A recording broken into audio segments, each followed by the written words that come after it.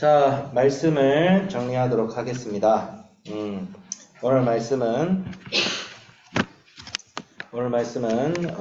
예레미야서 29장 1절에서 14절의 말씀인데, 지금 지금 배경이 뭐냐면 예레미야가 이제 편지를 보내고 있는데, 바벨론의 포로들이 한 번에 다 끌려간 것이 아닙니다. 1차, 2차, 3차에 걸쳐서 몇십 년의 기간 동안 바벨론의 포로로 끌려가요. 그래서 이제 바벨론 포로 기간 70년이라고 했을 때 그 70년은 1차로 느부갓네살 왕이 포로로 백성들을 잡아갔을 때부터 고레스 왕의 기한까지를 계산해 보면 딱 70년이 돼요. 고고학적으로도 딱 70년이 됩니다. 그래서 여러분들이 혹시 성경 읽다가 이런 조금 성경을 똑똑하게 읽는 사람들은 근데 믿음이 좀 부족하신 분들은 이런 주장을 합니다. 야, 예루살렘이 망하고 고레스 왕이 즉위하기까지 계산해 보니까 70년보다 훨씬 짧은데 성경 이거 오류 아니냐? 성경 이거 오류가 있고 에러가 있는 거 아니냐? 그렇게 할 수가 있는데 절대 그렇지가 않아요. 절대 그렇지가 않고 1차 포로 기한부터 고레스 왕까지 계산하면 70년이 나오고 설사 70년보다 좀 짧다 하더라도 저자의 의도에 따라서 그 70년의 기간이 딱 70년이 아닐 수도 있어요. 예를 들어서 민수기에 보면 이스라엘 남성들 군대에 징집될 만한 이스라엘 남성들 백성의 숫자를 60만으로 지정을 해놨잖아요. 근데 60만이라고 하고 어떤 기록에서는 60만 몇천 명이다 이렇게 하죠. 그래서 약간 생략법이나 약간 축약적인 느낌으로 이 통계나 언어를 쓸 때 성경은 그렇게 쓰는 경우가 있어요. 그렇기 때문에 그것을 감안하고 보셔야 되고 오류가 아닙니다. 저자가 의도적으로 쓴 거라 보시면 됩니다. 그래서 혹시 성경을 읽으실 때 너무 현대적인 관점에서 성경을 보려고 하시는 분들이 있는데 성경은 항상 문맥적으로 봐야 되고 저자의 의도대로 봐야 돼요. 예. 그 누구도 여호와는 나의 산성이시다. 나를 지키신다. 나의 방패시다 하는데 어떤 사람이 막 거기에 태클을 걸어서 야 하나님이 무슨 방패냐 이거 오류다 이렇게 지적하는 사람 없잖아요. 그렇죠? 그 시적 표현인데 그래가지고 오늘도 성경의 권위를 믿지 않고 믿지 않는 걸 안타깝게 여길 수 있는데 기독교를 공격하면서 자꾸 이렇게 논리를 전개해 가시는 분들이 계세요. 그러니까 성경을 잘 모르면 거기에 확 속아 넘어가서 아 그래 이 성경은 오류가 있구나 하나님의 말씀이 아니구나 이렇게 하는데 절대 그렇지가 않습니다. 절대 그렇지가 않아요. 정확하게 얘기하자면 성경이 하나님의 말씀이냐 아니냐를 따지는 것은 인간의 이성이 아니라 믿음입니다. 결국 믿음이에요. 다윗이 역사적인 인물로 고고학적으로 증명된 지가 30년이 안 넘었어요. 실제로. 그러니까 이 말은 뭐예요? 제가 1991년도 이전에는 다윗이 성경 속에만 등장하지 역사적으로 고고학적으로 증명된 적이 없어요. 그래서 많은 성경학자들 중에 저기 좀 뭐랄까 그러니까 인본주의라는 말도 좀 이상한데 좀 믿음이 부족한 인간의 이성을 더 중요시하는 자유주의 학자들은 다윗은 상상 속의 인물이다. 그렇게 주장했어요. 한 3, 40년 전만 해도. 근데 92년도에 비석 하나가 발견되면서 다윗 왕조가 언급이 된 거예요. 그게 뭐예요? 성경 외의 자료에서. 그래서 다윗 왕조가 실제구나 라는 역사적으로 입증이 된 지가 30년이 안 넘었어요. 실제로. 네. 그러니까 결국은 뭐예요? 성경을 하나님의 말씀으로 믿는 것은 믿음이지 인간의 이성이 절대 아닙니다. 물론 믿을 만한 증거를 하나님께서 꽤 주세요. 꽤 주시긴 하시지만 그럼에도 불구하고 성경을 하나님의 말씀으로 믿는 믿음이 가장 중요하다. 믿음이 그렇게 생각하시면 될 것 같습니다. 그래서 이 바벨론 포로들이 잡혀오죠. 바벨론 포로들이 잡혀오고 느부갓네살 왕에게 잡혀오는데 절망스러운 상황이죠.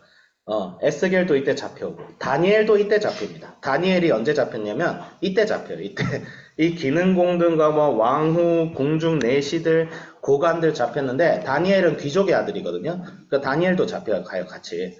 김남주 목사님 잡혀가면 저도 잡혀가는 거예요. 그러니까 잠깐 이러면서 자꾸 저를 띄우네요. 죄송합니다. 어쨌든 비유가 좀 적절하지 않았는데 전 다니엘 밑에 다니엘 멀리서 바라보는 일반 양민 한 명으로 그냥 칠게요. 어쨌든 그렇게 잡혀가는데 이때 예레미야가 그 고관들에게 보내는 편지입니다. 그게 뭐냐면 두려워하지 말라는 거예요. 두려워하지 말고 낙심하지 말고 절망하지 말고 오직 어떻게 해라? 그곳에 정착해라. 바벨론에 정착하고 밭을 사고 집을 짓고 결혼하고 그 다음에 뭐예요? 자녀를 낳고 그곳에서 번성해라. 내가 너희들을 멸망시키지 않고 내가 너희들을 번성케 할 것이요 그곳에서 부흥케 할 것이다.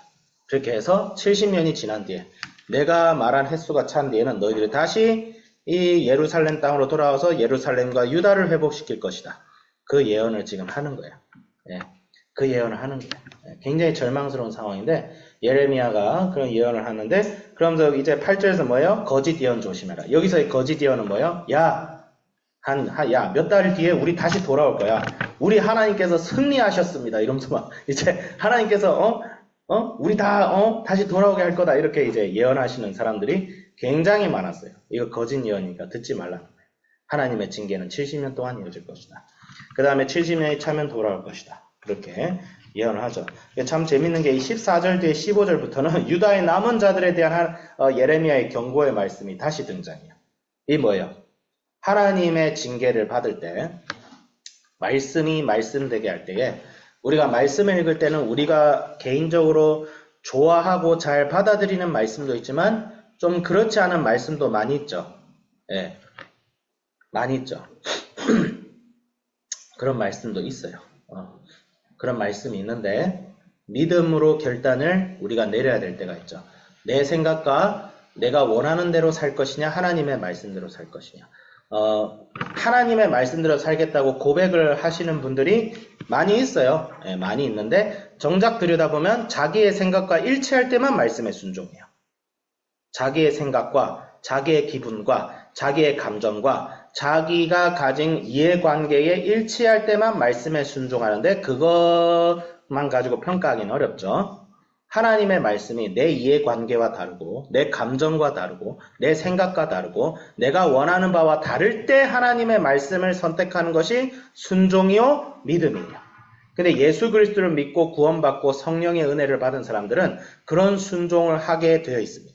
그렇게 할 수 있도록 예수님께서 도우시고 하나님께서 도우시고 그래서 예레미야가 말씀에 순종하여 물론 강제로 포로로 끌려갔지만 그 징계를 달게 받을 때 하나님께서 회복을 약속하시는데 오늘날 우리에게 주는 교훈이 몇 가지가 있죠.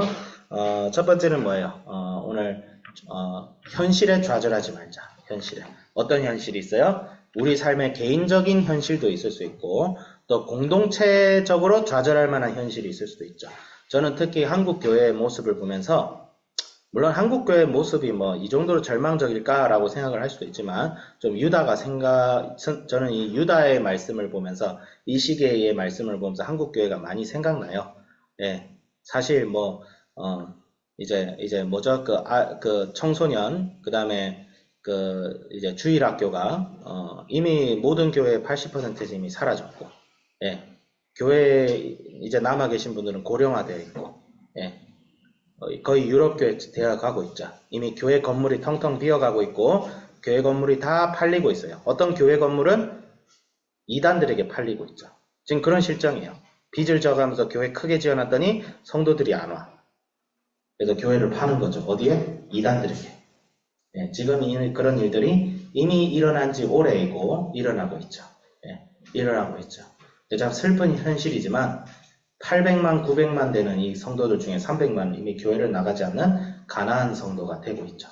교회를 나간다는 말이 근데 좀 어폐가 있어요. 교회는 나가는 곳이 아니라 우리가 교회예요. 예, 교회 예배당을 안 나간다고 해야겠죠, 아무래도. 근데 뭐 저는 가난한 성도에 대해서 그렇게 뭐 나쁜 생각은 들지 않아요. 가난한 성도도 충분히 교회가 될 수 있다고 생각해요, 저는. 네, 될 수 있는데 중요한 것은 어쨌든 그런 현상이 벌어지고 있는 현실 속에서 슬퍼하지 말고 하나님께서 다시 교회를 회복시키십니다. 예수님께서 몸된 교회는 절대로 망하지 않습니다.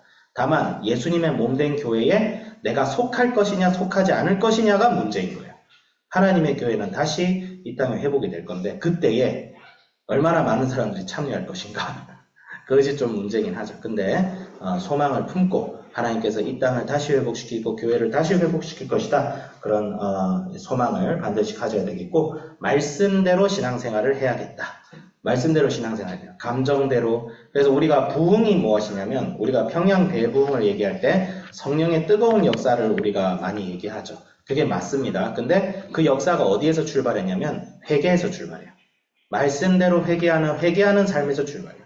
하나님 앞에 마음을 찢고 자복하고 하나님 앞에서 말씀이 내 안에 임했을 때 내가 그것에 순종하며 나아갔을 때 평양에 엄청난 역사가 일어났죠. 성령의 엄청난 바람과 물결이 그 몇 안 되는 성도들을 통해서 일어났죠. 그래서 처첩 거느리고 막 나는 첩이 5명이다 자랑하던 그 조선시대 양반이네 하시던 분들이 다 눈물로 회개하고 아내 두들겨 패던 남편들 회개하고 술 마시고 도박하면서 가정을 돌보지 않던 사람들이 회복하고 몸을 팔던 기생들이 회개하고 엄청난 역사가 일어났어요. 완전히 다른 세상이 펼쳐졌어요. 그래서 말씀대로 신앙생활 할 때에 하나님께서 이 땅에 부흥을 임하게 하실 것이다. 그런 소망을 키우고 또 참 신기한 게 자녀를 낳아야 돼요. 그러니까 포로기한 70년 뒤에 포로기한이 이루어질 때 예루살렘과 유대를 다시 회복시킬 사람들은 누구예요? 다음 세대죠, 사실. 우리 느헤미야 다음 세대죠. 네, 느헤미야도 다음 세대고, 네, 에스라도 다음 세대고. 네. 여기 이 70년 포로 세대들 중에 유일하게 살아남아서 고레스 왕까지 이제 살아남은 몇 안 되는 사람 중 한 사람이 다니엘이에요. 다니엘은 포로기한테 잡혀가서 고레스 왕 원년까지 살아요. 그날이 무슨 날이에요? 예루살렘과 유다 땅이 말씀대로 다시 회복되는데 다니엘은 그것이 선포되던 해에 죽었어요. 그걸 듣고 몇 개월 안 돼서 죽은 거예요, 다니엘은. 네. 그런데 희망이 있는데 다음 세대를 키워야 돼요. 교회가 다음 세대를 키우지 않으면 절대로 희망이 없습니다. 절대로. 지금의 시기가 오히려 바벨론 포로 기한 시대다 생각하고 교회가 언제 부흥할지 모르죠. 하지만 지금 시대에 교회가 지금 쇠퇴하고 가는 이 시대의 다음 세대를 키워야 미래의 희망이 있어요. 그 세대를 통해서 교회가 다시 부흥할 거예요. 7, 80년대처럼. 다시 한번 믿음의 사람들을 이 땅에 더하게 하실 거예요. 그런 사명이 지금 우리 가운데도 있지 않는가? 이렇게 적용을 해봅니다. 자, 기도하겠습니다. 하나님 아버지 감사합니다. 예레미야의 시대, 가장 암울하고 가장 슬프고 희망이 보이지 않던 시대에 예레미야는 그 속에서 희망을 선포합니다. 하나님 아버지, 비록 우리는 이 세상 가운데 있지만 마치 바벨론 가운데 있는 유대인들처럼 우리는 이 세상 가운데 있으나 이 세상에 섞이지 아니하고 이 세상에 속한 자가 아니요 영원한 하나님 나라, 장래에 완성된 하나님 나라를 바라보며 이 땅에서 하나님 나라를 세워가는 삶을 살아갑니다. 주님, 다음 세대가 일어나게 하여 주시고 하나님 아버지, 지금의 현실이 암울하고 어두울지라도 하나님 아버지, 주님께서 다시 세우실 하나님 나라를 기대하며 주님, 우리가 믿음과 말씀은 우리 삶에서부터 주의 나라가 세워지게 하여 주시옵소서. 감사드리며 우리 주 예수 그리스도의 이름으로 기도드립니다. 아멘.